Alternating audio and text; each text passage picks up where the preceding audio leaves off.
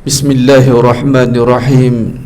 Innal hamdalillah nahmaduhu wa nasta'inuhu wa nastaghfiruh wa na'udzu billahi min shururi anfusina wa min sayyiati a'malina.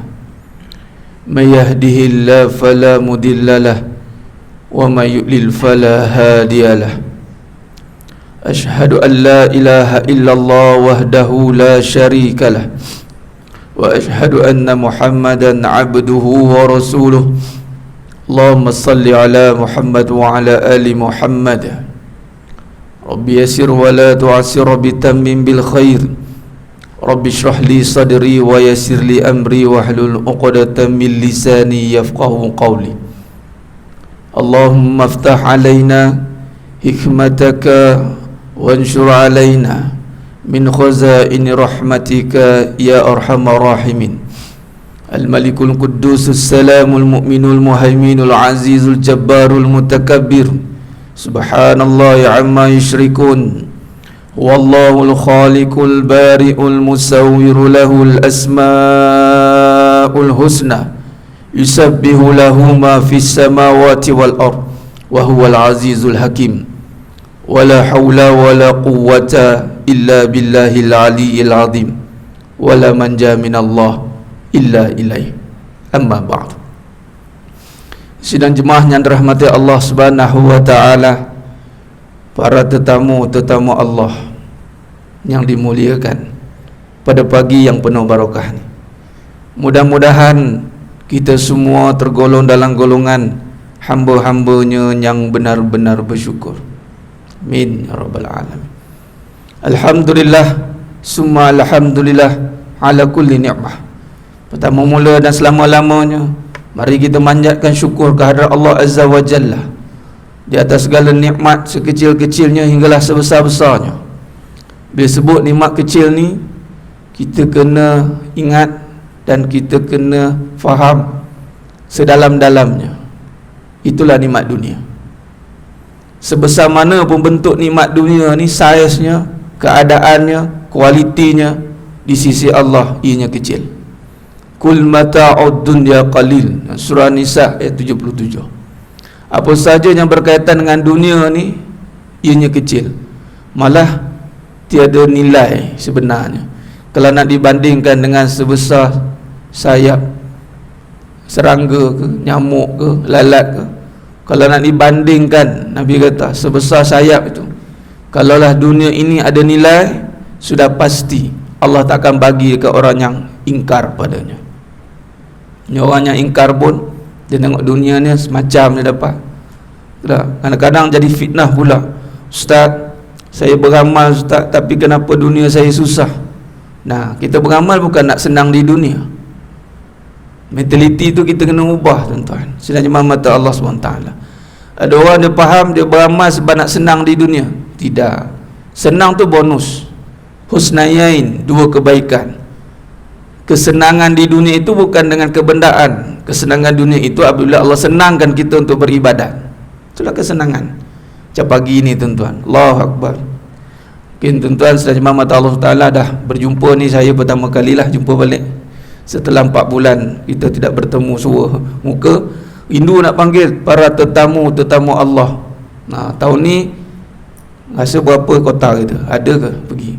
Sikitlah Kota Agung saya dipahamkan. Kota Agung saja yang pergi ke Baitullah. Mungkin seluruh dunia 10,000, seluruh dunia. Allahu Akbar. Fa ya duyufur rahman. Percaya atau tidak? Tuan-tuan, kira melangkah saja kaki ke rumah Allah ni, yang mana ini juga diiktiraf sebagai rumah Allah, sedar atau tidak, tentu adalah sebagai tetamu Allah. Allah. Saya datang pagi ini nak meraih ke tetamu Allah. Bila saya dijemput kembali, Ustaz, mari datang kuliah. Antara perkara seronok nak panggil apa dia? Para tetamu Allah yang dimuliakan. Saya dimuliakan pagi ini bukan kerana ada apa-apa, kerana memuliakan tetamu Allah. Allahu Akbar. Itu satu kenikmatan. Satu kenikmatan yang Allah mudahkan di saat pagi yang hening, sejuk membeku ni. Bukan alang kepala nak bangun. Dengan izin Allah, Allah gerakkan. Berapa ramai yang boleh melangkah kaki tidak sampai.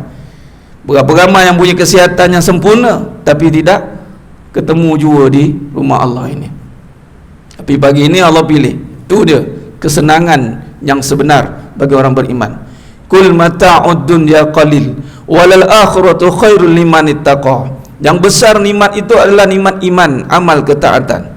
Kita kena benar-benar takzimkan. Kalau boleh kita dapat suatu nikmat iman tu, macam mana orang boleh zahirkan seronoknya dapat dunia ni, kita dapat akhirat kena lebih lagi daripada itu sepatutnya. Orang lah seronok, ustaz, ya Allah dapat balik lah, saya meniaga. Seronok tak? Macam mana sebab dia menampakkan masa depan dia mula bersih bercuti ke bawah, bukan kata sungai, asal ada air saja, water features orang Jawa kata. Rumah ada water features saja, harga naik kan? Facing lake je, walaupun lake tak jadi. Dia buat dia master plan tengok macam cantik ni, mana lake ni, air tak naik. Air tak naik. Mahal juga, naik 100,000 naik tu kan. Pergilah bercuti, baru ni kita boleh rentah negeri. Itu pun jadi falsafah juga tu. Rentah negeri seronok. Keseronokan sebenar kita rentah negeri akhirat. Darul akhirah, akhirat tu dinisbahkan sebagai negeri. Rentas negeri akhirat berjumpa dengan pencipta. Itulah keseronokan setelah kita terpenjara di dunia ni. Ini penjara kita tentu orang beriman. Nah, jadi jannatin tajri min tahtihal anhar. Kalau pergi bercuti rentas negeri, bercuti pergi Pangku Island lah, apalah, pergi bawah tu chalet yang ada air bawah tu, ya Allah mahal. Allah bagi gambaran, kamu akan dapat kat syurga nanti macam tu. Cuma sejauh mana nak yakin lah. Tak layak ke dapat, jangan kata layak, nak ke tak nak, tu je.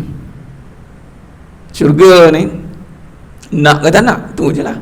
Bukan layak tak layak. Layak tak layak memang tak layak. Jauh ke sudah tak akan pernah layak. Soalannya nak atau tak nak. Take it or leave it, itu je lah.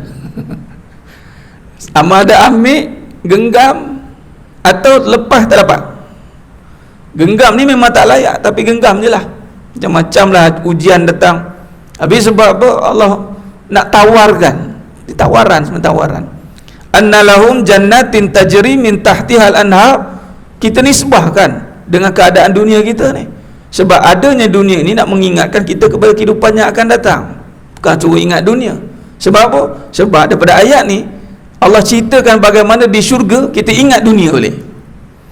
Annalahum jannatin tajri min tahtihal anhar kullama ruziku minha min samaratin rizqan qalu hadha alladhi ruziqana min qabl. Kat syurga nanti tuan-tuan kita akan dapat makan buah-buahan. Kullama ruziku minha min samara, dikaitkan dengan buah ni tuan. Memang makanan ni, kalau buah ni memang kira dalam nisbah makanan, kalau ada buah atas meja tu kira lah. Kalau tak ada buah ni dia lesu sikit. Ada buah-buah benar atas meja, tak setanding dengan makanan yang lauk banyak atas meja. Ikan siakap ke ikan patin ke, dia tak terliur sangat. Kalau buah ni nak pula musangking, ada banyak atas meja kan, free pula tu. Kalau free tu lagi seronok. Nah, nanti kita makan tu kat syurga, nanti kita teringat kita dengan sahabat-sahabat kita ni, insya-Allah ditemukan balik kita ni yang mana lah, kita selalu datang masjid bersama, kuliah bersama, sahabat-sahabat kita ni insya-Allah jumpa balik, Allah temukan, kita akan borak. Kullama rizqu minha min samaratin rizqan qalu hadzal ladzi ruziqna min qabl. Ini macam musangking ni. Macam pernah tengok buah ni dulu, bukan ke? Lebih kurang, tapi rasa dia tak setanding. Tu dia. Lebih kurang. Ni sini ada namanya gambaran bocor tu. Kullama rizqu minha min samaratin rizqan qalu hadzal ladzi ruziqna min qabl. Bukankah ini kita pernah makan sebelum? Ini macam buah anggur trend yang dulu kita makan ni. Asal rasa dia lain. Ini syurga. Syurga. Allah, kita kat syurga lah.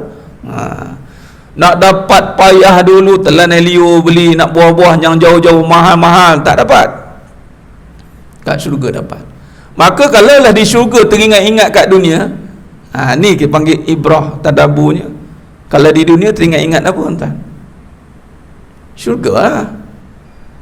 Kalau di dunia, di syurga kita teringat-ingat dulu waktu kita di dunia, ya Allah lah, Syukurlah dulu kita berapa pula pergi masjid, ini rupanya hasilnya. Dia teringat balik, mengenang kembali. Lepas tu nanti masuk juga dia yang menyesal juga. Allah, menyesal betul. Dah syukur dah tu. Tu kaedah dah. Mana apabila kita dapat nikmat, berbalik dengan tadi nikmat tadi, nikmat yang mana tiada tandingnya, kerana rasanya, dari segi keadaannya, dari segi kualitinya, nak dibanding dengan dunia ni yang ada periodnya, ada expiry date-nya, ada je punya cacat celanya, yang mana boleh rosak bila-bila. Allah nyatakan dalam surah Al-Hadid ayat 20, wa mal hayatad dunya illa mata'ul ghurur. Dunia ni kesenangan yang menipu. Sebab apa kesenangan menipu? Kerana bila kita tengok sekarang cantik, kejap lagi je boleh buruk dah. Mungkin terlanggar itu ke, ataupun dia punya macam-macam kaedah lah boleh jadikan dia buruk balik. Jadi apabila kita melihat dunia, sudah pasti kaedah kita melihat itu pastikan dengan melihat dengan hakikatnya. Yang ni apa? Kita asal, itulah tempatnya, yang mana asal kita di syurga. Tu dia. Kita buat flashback balik. Bila ditanyakan mana asal usul kita, asal usul, tempat asal ni syurga. Sebab kita keturunan daripada Nabi Adam alaihissalam. Wa qulna ya Adam uskun anta wa zawjukal jannah. Tu ayat. Duduklah dengan si kamu di syurga. Jannah. Kerana ada isu berbangkit, Allah uji kita, kembali dikeluarkan Nabi Adam AS setiawa, maka kitalah jadi penghuni di dunia ni, yang mana kita sedang bersiap-siap untuk persiapan kita kembali ke tempat asal kita. Itulah tadi kampung akhirat, negeri akhirat. Sabar kita nak tunggu PKP kita berakhir. PKP apa ni tuan? Perintah kawalan perasaan.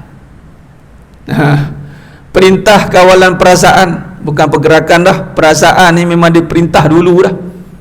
Suruh tundukkan perasaan ni memang suruhan agama tuan. PKP ni, waktu start PKP dengan Tuan Haji aku kita ni buat live tu, dengan tak boleh nak live tu, ingat lagi tu, buat PKP terus Allah ilhamkan perintah kawalan perasaan, yang mana setelah kita lepas daripada belenggu perasaan yang dinamakan nafsu ni, maka kita akan dapat ya ayyatuhan nafsul mutmainnah irji'i ila rabbiki radiyatan mardiyah fadkhuli fi ibadi wadkhuli jannati. Orang yang lepas pada perintah kawalan perasaannya terkawal sempurna, maka perasaannya akan jadi perasaan mutmainnah, tenang dia, tertenang, bertenang-tenang dia, tenang dia, menyebabkan dia akan menjadi ciri utama penghuni syurga adalah tenang. Maka tenangnya bila? Di dunia lah tenang. Kalau di syurga dah tenang, itu tak dikira, dah syurga dah, memang tenang lah syurga. Tak ada apa musibah, tak ada apa penyakit, tak ada apa isu, tak ada apa dah. Jadi nak tenangnya di mana? Dunia. Susah ustaz nak tenang ni. Itulah ujian. Itulah kita dipanggil ganjaran nanti. Di sebalik kesusahan ada kesenangan. Susah kita nak menundukkan nafsu kita di saat ujian yang melanda, susah. Tetapi dia tidak akan menyusahkan sekiranya kita bertemu dengan ketenangan. Sidang jemaah mata Allah SWT. Maka apabila kita renung, kita buat muhasabah di sebalik musibah, sepanjang kita melalui proses kuarantin ini tuan-tuan, sidang jemaah mata Allah SWT, bagaimana perbincangan kita pada pagi ini lebih berkait kepada muhasabah di sebalik musibah. Ni saya simpulkan dan saya kaitkan dengan uslub kaedah perbincangan hakikat kehidupan, cara kita menilai, kita tafsir kehidupan. Tafsir kehidupan bersandarkan tafsir Al-Quran. Jangan kita mana-mana tafsir kehidupan sehingga kita menjauhkan diri kita daripada pencipta.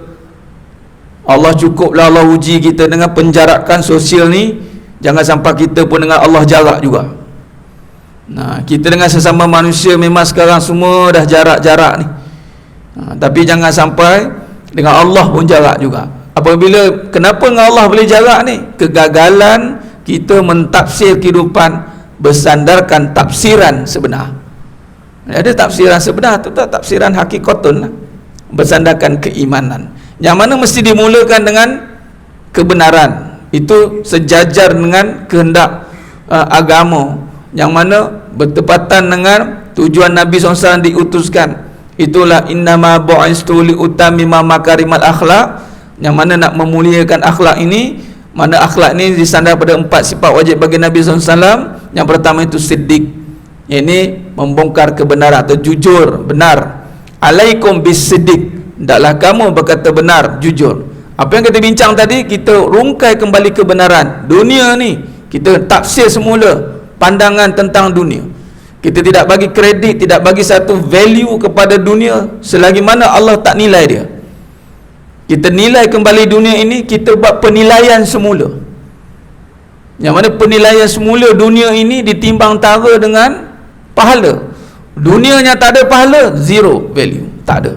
Walaupun harganya semahal-mahalnya, tetapi pada di sisi Allah tak ada pahala, kosong. Kalau di sisi Allah, dunia ini tidak membawa kita dekat dengan akhirat, kosong. Tapi kalau di sisi Allah, dunia ini walaupun harganya murah, mendekatkan kita pada Allah, itulah yang paling bernilai. Maka kita kontra balik, apa saja yang boleh mendekatkan kepada Allah, maka itu dikira bernilai. Maka kalau sehingga terpaksa keluar habis duit, berhabis, contoh beli peralatan begini, berapa harga, semua mahal ni, equipment semua mahal, jangan dikirakan mahal itu, kirakan nilai di sisi Allah. Kalau satu gadget ni harga 1 juta semata-mata untuk dakwah, beli. Tu yang Dr. Zakir Naik buat tu, berhabis beli kamera semua, satu set, satu tim, berjuta habis buat. Untuk apa? Dakwah. Kerana apa? Nilainya lebih besar nanti, Allah gantikan. Baik, selanjutnya mata Allah SWT. Maka di sini, ni masa kecerdaan ni, setengah jam dah, SOP dah. Ya, start ni. Masa kecerdaan. Baik, saya nak kaitkan apabila kita renung kembali, meletakkan diri kita pada kefahaman yang sebenar, maka di sini, kalau saya nak kaitkan dengan tamsil kehidupan, bila kita masuk tadi tuan-tuan, scan ni tuan-tuan, kalau kita lihat dari sudut syariatnya, untuk mencegah pada darar, iaitu mudarat, penyakit. Sedar atau tidak, dia ada hikmah yang besar di sebalik penyakit itu. Dia adalah penyakit yang tersembunyi. Allah uji kita trend ataupun satu penyakit yang sangat unik, yang mana pakar-pakar perubatan seluruh dunia, World Health Organization, masih tidak jumpa ubatnya. Dengan seluruh kekuatan yang ada, dengan seluruh kepakaran yang ada, dengan seluruh kajian-kajian dilakukannya, dikumpulkan tenaga pakar, masih belum jumpa vaksinnya. Maka itu dikategorikan sebagai penyakit yang tersembunyi. Tuan-tuan tahu apa penyakit tersembunyi yang boleh menghalang ibadah? Dia penyakit tersembunyi syariat pun terhalang kita nak masuk masjid. Terhalang kita, tempat lain Ustaz, jangan samakan dengan tempat lain. Masjid dengan tempat lain, langit bumi. Jangan comparekan benda, biar Apple dengan Apple. Orang putih kata tak? Compare Apple dengan Apple lah. Masjid jangan di-compare dengan restoran. Tak sama makam. Siapa-siapa boleh masuk. Masjid hanya yang bersih yang masuk. Yang bersih yang masuk. Yang sehat yang masuk. Takrif sehat dari sudut agama hakikat adalah sehat hati dia. Hati yang sakit tak masuk. Tapi sebelum ni Allah sayang, masuklah. Busuk hati ke, dengki hati ke, riak ke, sum'ah, takabur, masuklah. Kalau lah ada satu sensor yang macam kat luar tu, sombong, keluar. Allah tak masuk ke sudah. Riak, keluar. Allah. Kalau adalah sensor yang boleh scan keadaan hati kita ni, dia tak boleh 99.9%, dia kena 100% sihat. Dia tak boleh. Seperti mana kalau kita lihat dalam satu hadis Nabi SAW riwayat Imam Ahmad, yang mana ketakutan yang paling Nabi takut, Nabi kata, mafhum hadis, perkara yang paling aku takut terjadi pada kalian adalah bila sebut penyakit, dia melibatkan dosa. Dalam agama sebut penyakit-penyakit ni mesti dosa. Dan dalam agama pula, bila sebut kaitkan dengan penyakit-penyakit zahir, penghapus dosa. Sama. Jadi sebab tu orang beriman bila diuji sakit, fahaman dia berbeza. Dia seronok. Apa hal seronok sakit ni? Jenuh aku nak apa dosa ni, Allah bagi sakit, apa dosa aku? Alhamdulillah. Orang pening kepala kan. Aku lagi tak nak sakit, dia nak sakit. Penghapus dosa instant. Instant tuan-tuan. Memang Nabi kata penghapus dosa. Okey, baik. Jadi maknanya bila sebut penyakit dia berkaitan dengan dosa. Maka Nabi cukup takut penyakit yang paling bahaya ini, perkara yang paling takut aku bimbangkan terjadi pada kalian, iaitu syirik kecil. Ya, penyakit tuan-tuan, yang ini penyakit hati yang bermula dengan syirik kecil. Maka apakah syirik kecil? Kata sahabat, apakah itu syirik kecil? Itulah ar-riya. Itu syirik kecil taklah riya. Dan bila kata syirik kecil, inna syirka la zulmun azim. So kecil-kecil syirik, sebesar-besar kezaliman. Yang mana syirik kecil ini kita biasa dengar ar-riya, tapi berapa serius kita nak memastikan kita tidak riya. Apa makna riya? Selain Allah. Tu je lah kita tak simpulan. Buat sebab manusia, sebab makhluk, sebab keadaan. Sebab makhluk ni buat sebab senang, buat sebab susah, buat sebab ini, bukan sebab Allah. Kita berdoa sebab susah, sebab sakit, bukan sebab Allah yang datangkan penyakit pun boleh jadi isu. Mungkin dulu kita tak kuat berdoa sebab ada ubat, tiba-tiba tak ada ubat, tu dia, barulah bismillahirrahmanirrahim, barulah ya duru baru. Kalau sebelum ni tak apa, ubat ada lah, bismillah. Kan Allah suruh ikhtiar. Dia punya CP masuk tuan-tuan. Sekali Allah buat satu kesannya adalah impactnya ada satu keadaan ni sekarang tuan-tuan, Mekah kena kesan.